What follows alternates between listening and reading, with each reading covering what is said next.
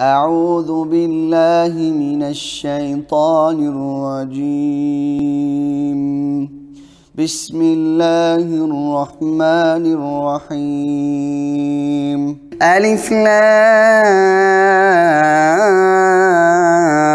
را تلك آيات الكتاب الحكيم. أكان للناس عجبا أن أوحينا إلى رجل منهم أن أنذر الناس وبشر الذين آمنوا أن لهم قدم صدق عند ربهم. قال الكافرون إن هذا لساحر مبين. إن ربكم الله الذي خلق السماوات والأرض في 6 أيام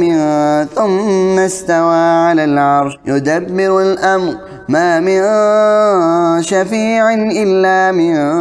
بعد إذنه ذلكم الله ربكم فاعبدوه أفلا تذكرون. إليه مرجعكم جميعا وعد الله حقا إنه يبدأ الخلق ثم يعيده ليجزي الذين آمنوا وعملوا الصالحات بالقسط والذين كفروا لهم شراب من حميم وعذاب أليم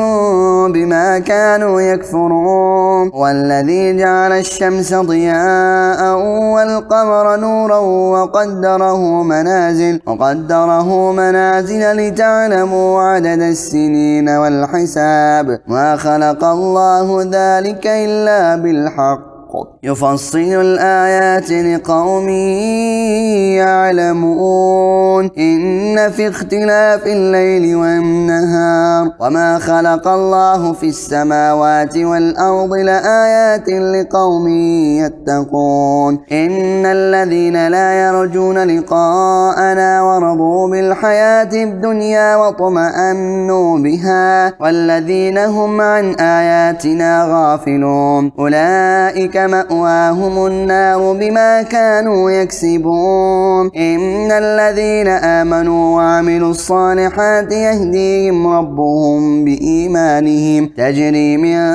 تحتها الأنهار في جنات النعيم دعواهم فيها سبحانك اللهم وتحيتهم فيها سلام وآخر دعواهم أن الحمد لله رب العالمين. ولو يعجل الله للناس شر استعجالهم بالخير لقضي إليهم أجلهم فنذر الذين لا يرجون لقاءنا في طغيانهم يعمهون. وإذا مس الإنسان الضر دعانا لجنبه أو قاعدا أو قائما فلما كشفنا عنه ضره مر كأن لم يدعنا إلى ضر مسه كذلك زين للمسرفين ما كانوا يعملون. ولقد أهلكنا القرون من قبلكم لما ظلموا وجاءتهم رسلهم بالبينات وما كانوا ليؤمنوا كذلك نجزي القوم المجرمين. ثم جعلناكم خلائف في الأرض من بعدهم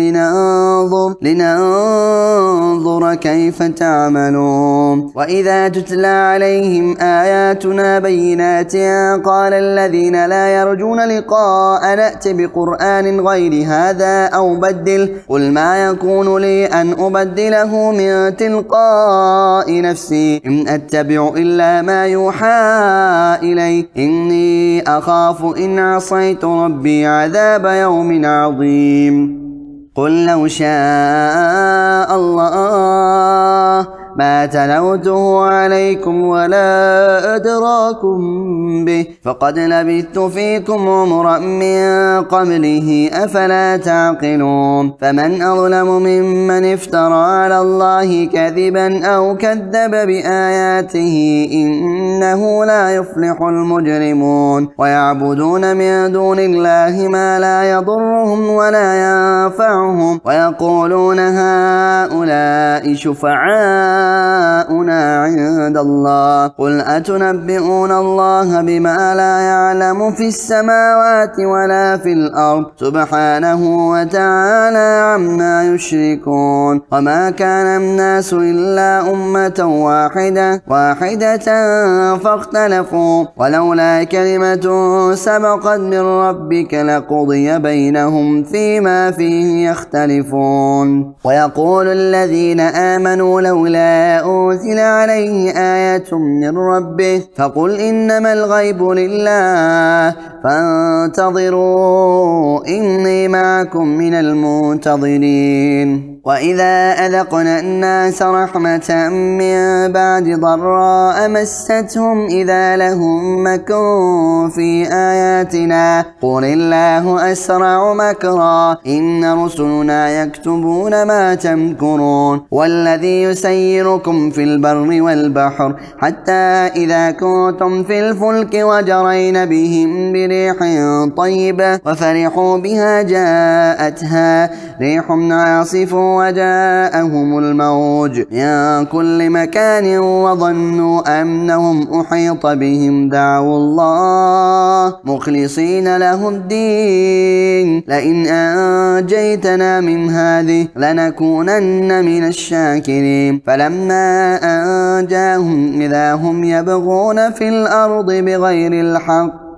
يا أيها الناس إنما بغيكم على أنفسكم متاع الحياة الدنيا ثم إلينا مرجعكم فننبئكم بما كنتم تعملون إنما مثل الحياة الدنيا كماء أنزلناه من السماء فاختلط به نبات الأرض مما يأكل الناس والأنعام حتى إذا أخذت الأرض زخرفها وزينت وظن أهلها أنهم قادرون عليها أتاها أمرنا ليلا أو نهارا فجعلناها حصيدا كأن لم تغن بالأمس كذلك نفصل الآيات لقوم يتفكرون والله يدعو إلى دار السلام ويهدي من يشاء إلى صراط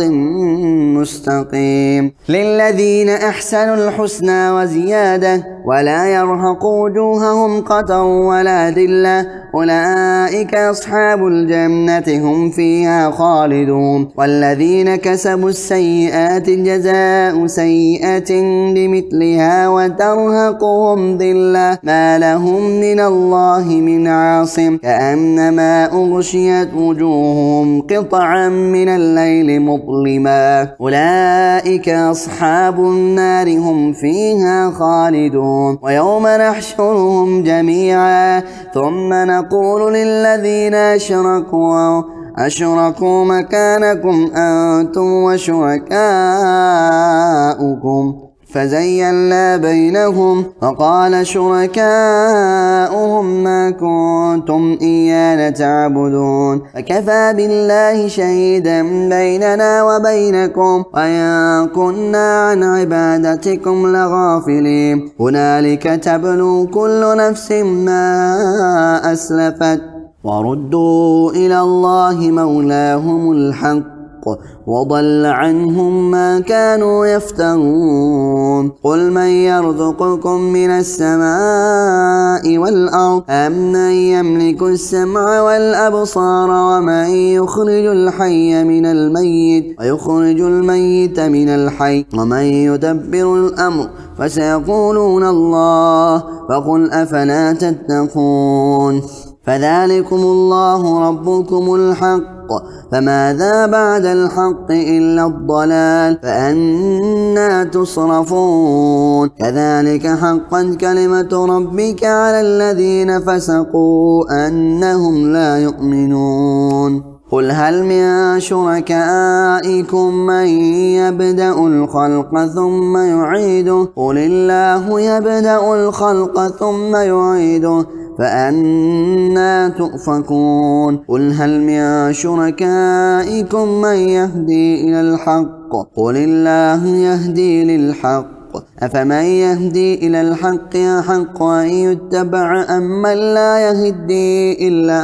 أن يهدى فما لكم كيف تحكمون وما يتبع أكثرهم إلا ظنا إن الظن لا يغني من الحق شيئا إن الله عليم بما يفعلون وما كان هذا القرآن أن يفترى من دون الله ولكن تصديق الذي بين يديه وتفصيل الكتاب لا ريب فيه من رب العالمين أم يقولون افتراه قل فأتوا بسورة مثله وادعوا من استطعتم من دون الله إن كنتم صادقين بل كذبوا بما لم يحيطوا بعلمه ولما يأتهم تأويله كذلك كذب الذين من قبلهم فانظر كيف كان عاقبة الظالمين ومنهم من يؤمن به ومنهم من لا يؤمن به وربك أعلم بالمفسدين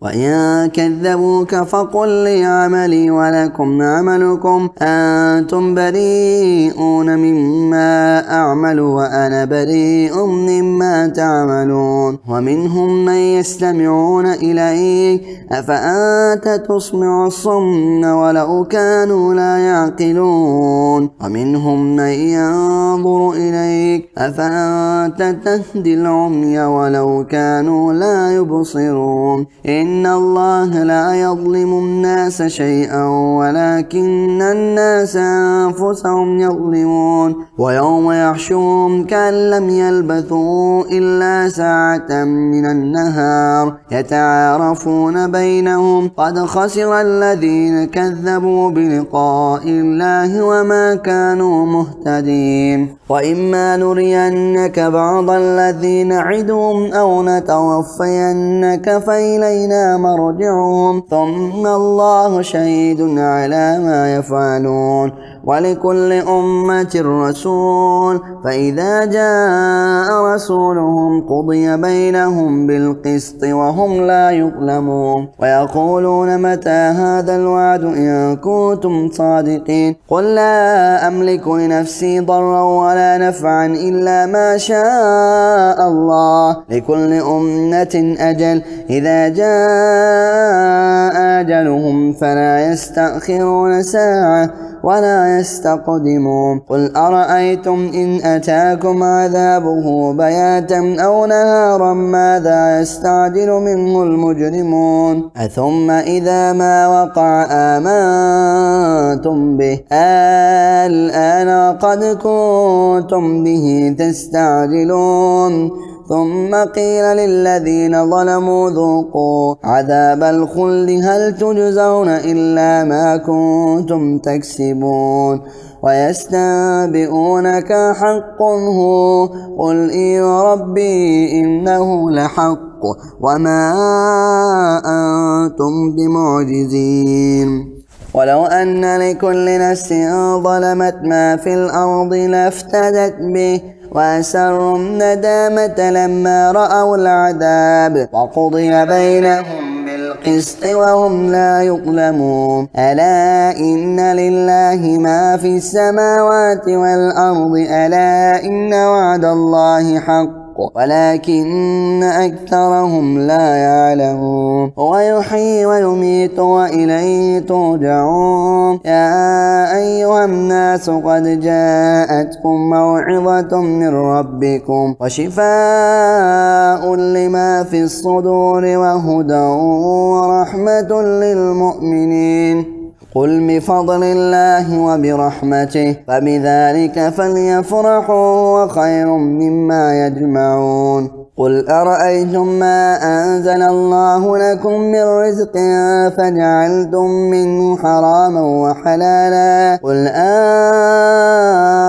الله أذن لكم أم على الله تفترون وما ظن الذين يفترون على الله الكذب يوم القيامة إن الله لذو فضل على الناس ولكن أكثرهم لا يشكرون وما تكونوا في شأن وما تتلو منه من قرآن ولا تعملون من عمل إلا كنا عليكم شهودا إذ تفيضون فيه وما يعزب عن ربك من مثقال ذرة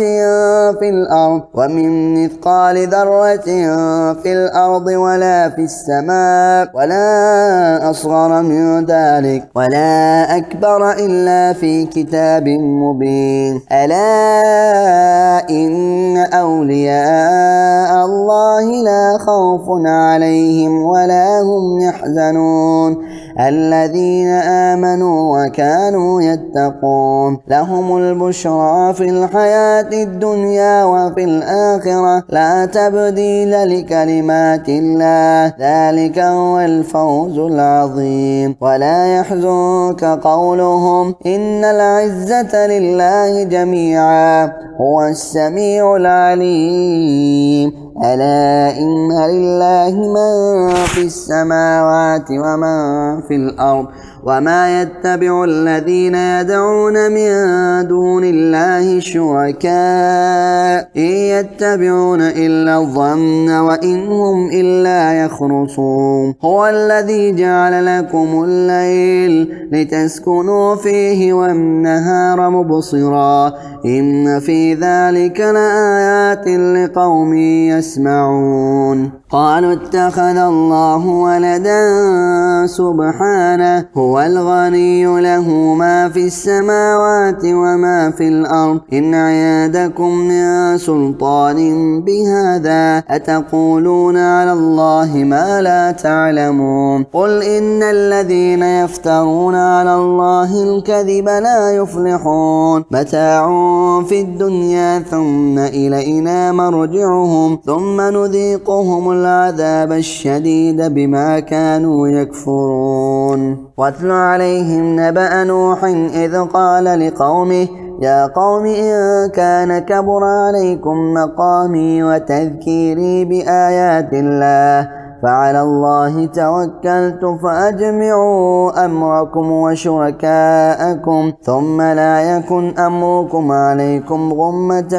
ثم قضوا إلي ولا تنظرون فإن توليتم فما سألتكم من أجر إن أجري إلا على الله وأمرت أن أكون من المسلمين فكذبوه فنجيناه ومن معه في الفلك وجعلناهم خلائف وأغرقنا الذين كذبوا بآياتنا فانظر كيف كان عاقبة المنذرين ثم بعثنا من بعده رسلا إلى قومهم فجاءوهم بالبينات فما كانوا ليؤمنوا بما كذبوا به من قبل كذلك نطبع على قلوب المعتدين ثم بعثنا من بعدهم موسى وهارون إلى فرعون وملئه بآياتنا فاستكبروا وكانوا قوما مجرمين فلما جاءهم الحق من عندنا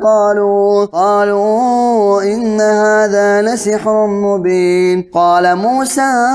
أتقولون للحق لما جاءكم أسحر هذا ولا يفلح الساحرون قالوا أجئتنا لتلفتنا عما وجدنا عليه آباءنا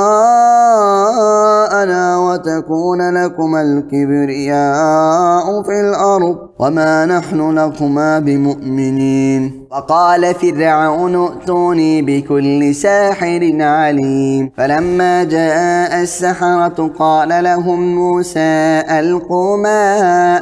أنتم ملقون فلما ألقوا قال موسى ما جئتم به السحر إن الله سيبطله إن الله لا يصلح عمل المفسدين ويحق الله الحق بكلماته ولو كره المجرمون فما آمن لموسى إلا ذرية من قومه على خوف من فرعون وملئهم أن يفتنهم وإن فرعون لعال